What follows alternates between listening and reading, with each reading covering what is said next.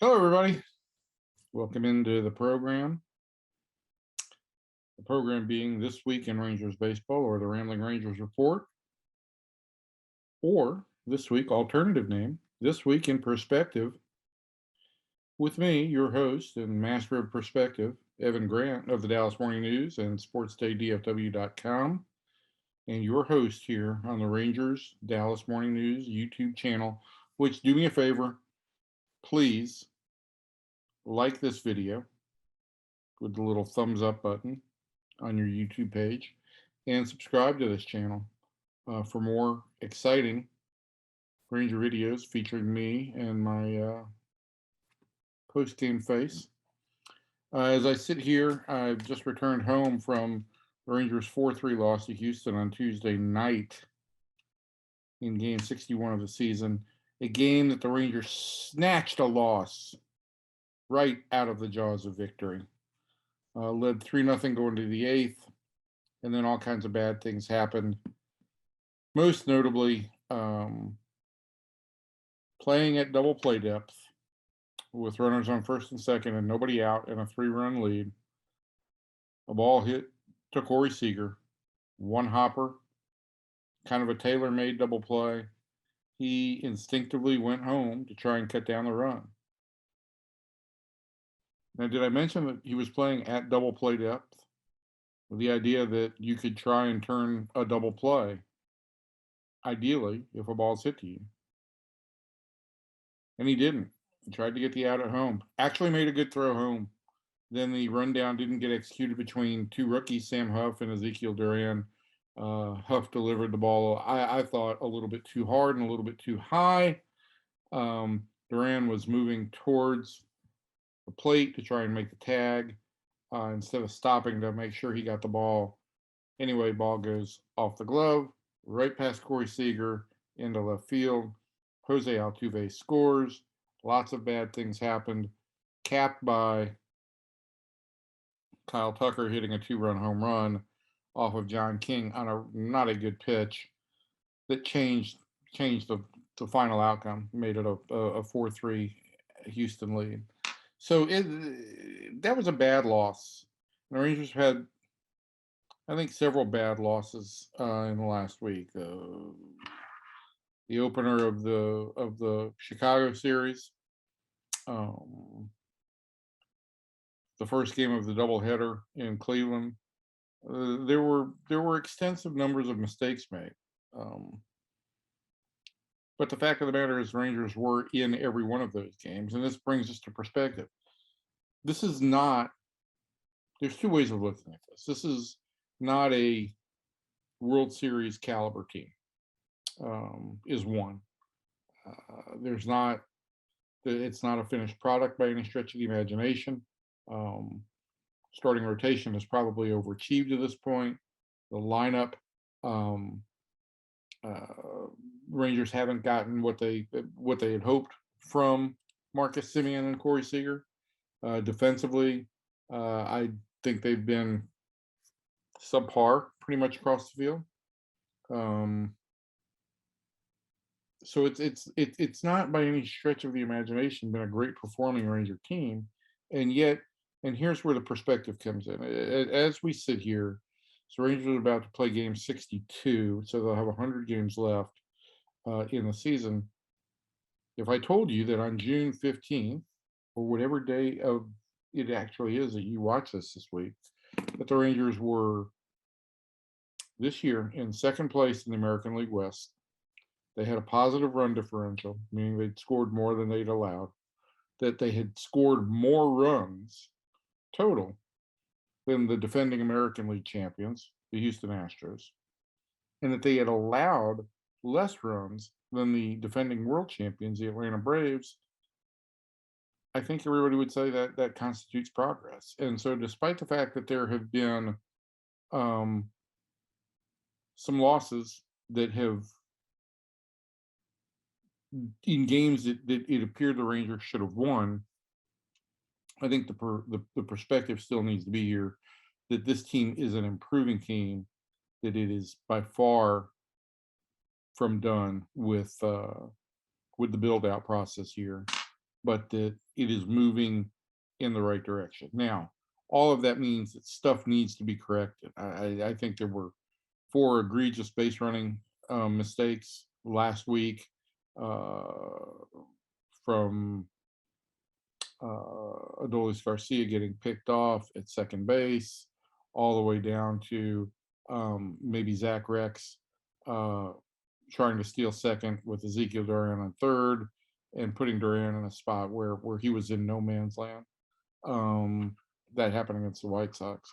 There have been other mistakes as well. Marcus Simeon kicked the ball, as you remember, and didn't field it and lost track of where runners were. That happened in the Cleveland game.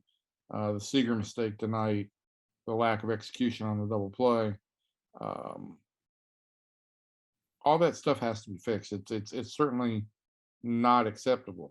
But despite all of that, this team has kind of survived through not great play, certainly not great offensive output from the two guys that they signed for a lot of money to be the heart of their offense. Um, Through up and down bullpen work, the first 2 weeks of the season were really rough for the bullpen. Then they had a good 6 week run, and the last stretch, really, it's about the end of May since Memorial Day, has been really inconsistent. Uh, they've survived. And my catchy little phrase for this year has been, for this team, and where it's going, and what ultimately I think is the realistic uh, end game for progress this year, is you had to survive for a while, and then you've got to thrive. And I think the Rangers are still in position to do that. I think that, as we've mentioned, neither Seager nor Simeon has gotten hot together. Uh, there have been real few spots where either one of them's been hot, but they certainly both haven't been hot at any one point in time. In fact, in the opener of the Astros series, when both players, batting first and second, Simeon and Seager, had multi-hit games, it was the second time this year that those two guys had both had multi-hit games in the same, or multi-hit performances in the same game. So certainly they have not carried the offense. They are the only two guys I think that are capable of carrying this offense for a 10-day or 2 week stretch. I think Adolis Garcia can have a good series, can have a small stretch, but I don't think he's in the place where he can carry this team for an extended stretch. Both those guys, if they're hot, batting back to back, they can make this offense really go, and put this team on an extended hot streak. In addition, for all the issues that the bullpen has had, Jose Leclerc and Jonathan Hernandez, two important back end of the bullpen pitchers, are both nearing the end of rehab assignments after Tommy John surgery. And in Leclerc's case, after missing really the last 2 years, he only pitched in two ball games in 2020 before hurting his shoulder. Those constitute significant upgrades. I think it's going to take some time for both Leclerc and Hernandez to work back into a rhythm, but I think that you get those guys back by July 1, and by the time of the trade deadline, you should hopefully have two guys in the back of your bullpen that would be equal to any two relievers you could go out and get on the trade market. Um, and so I think there's room for improvement in the bullpen.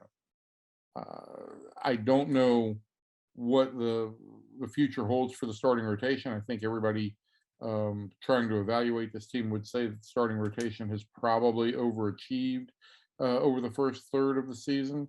But with that said, John Gray's been inconsistent.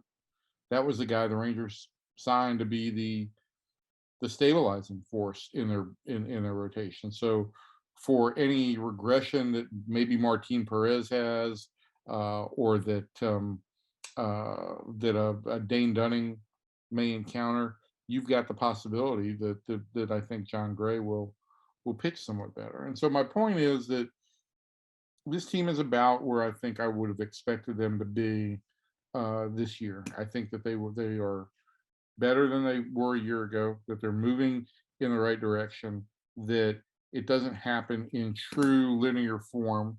I think what we've seen is a year ago, this was a team that really wasn't competitive in games from the start. I think you remember the number of times that they went through the first 4 or 5, 6 innings, uh, with certainly without a run, and in a lot of those cases without a hit. They are more competitive both on the starting rotation side and offensively. Where the Rangers stumble right now is I still don't think they're deep enough lineup wise or pitching wise to overcome singular mistakes in games. So if they make on the for the most part, listen, they made some mistakes in the White Sox series on Saturday, but the White Sox are a team that's as kind of star-crossed as anybody right now, and so the Rangers were able to take advantage of that and win 2 out of 3 there. But I think for the most part, in games against good teams, if the Rangers execute, they stand a good chance of winning those games. If they don't, they're not going to. And that's what we've seen, I think, in a number of close games this year against good teams, is that they just don't have a whole lot of margin for error. If they execute, don't make mistakes, they win. And if not, they lose. And that's what I think happened on Tuesday night against Houston. I think it's what happened in the opener of the series against Chicago over the weekend. Um, they are better, but they're not in a position yet where they can overcome significant mistakes. So that's all part of the growth.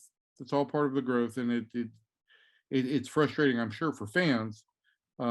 Sometimes, quite frankly, it can get frustrating to watch because when you see players make non-instinctive plays, you just kind of wonder uh, what they're thinking. And on Tuesday night, didn't get a chance to speak to Corey Seager. He had just left the clubhouse when the media got in there after a session with Chris Woodward post game. So uh, as I've said probably too many times already, I think this team is headed in the right direction. I think there is a possibility for a stretch, maybe coming right out of the All-Star break, where this team could get on a nice roll again for 10 days or 2 weeks. And if they do that, if they're able to continue to battle right at around 500 until that, I think, inevitable hot streak hits them, it certainly would vault them right into the thick of the wild card race, or at least the back half of the wild card race. And I think that this team and its management is motivated enough right now that if they can hang around in a wild card race, they're more likely to add to this team. I think management is more likely to add to this team and value either being in the playoffs, or B, being competitive right through the end of the season, because I think they feel like that has a significant impact on development in a positive manner. Uh, if they're able to do that, I think they much more look to add in an opportunistic way, whether that's somebody giving away an experienced starter who might be a rental for not much in terms of a cost, or trying to be a little bit more ambitious and going out and getting a controllable starter. I think that would be probably the first place to play the Rangers look, would be for a starting pitcher.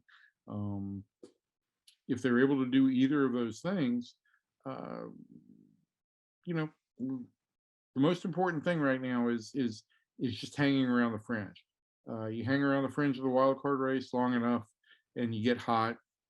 Right now, with the field as open as it is, or with as many spots in the field as there are, um, really anything can happen based on a team getting one hot 2 week stretch. So as we head into July, or well, next week we'll be on the verge of heading into July. I'm getting ahead of myself. Uh, Maybe I want summer to be over with already after all these 104-degree temperatures. But uh, there, I think it's important for Ranger fans to just consider that there have been some bad losses, and those losses tend to look uglier, I think, than they probably maybe than they probably are, or than they probably impact where this team is going. Um, but I think what stands out is that there is an ability still here to get better as this year goes on. So um, keep that in mind. A little perspective from me, Mr. Even Keel. I don't I don't vary greatly in mood, except when I curl up into a fetal position and cry or laugh maniacally. Other than that, I'm just your typical normal even keel guy. And so until next week, when we revisit where the Rangers are and we check in on perspective and a lot of other things. So long, everybody.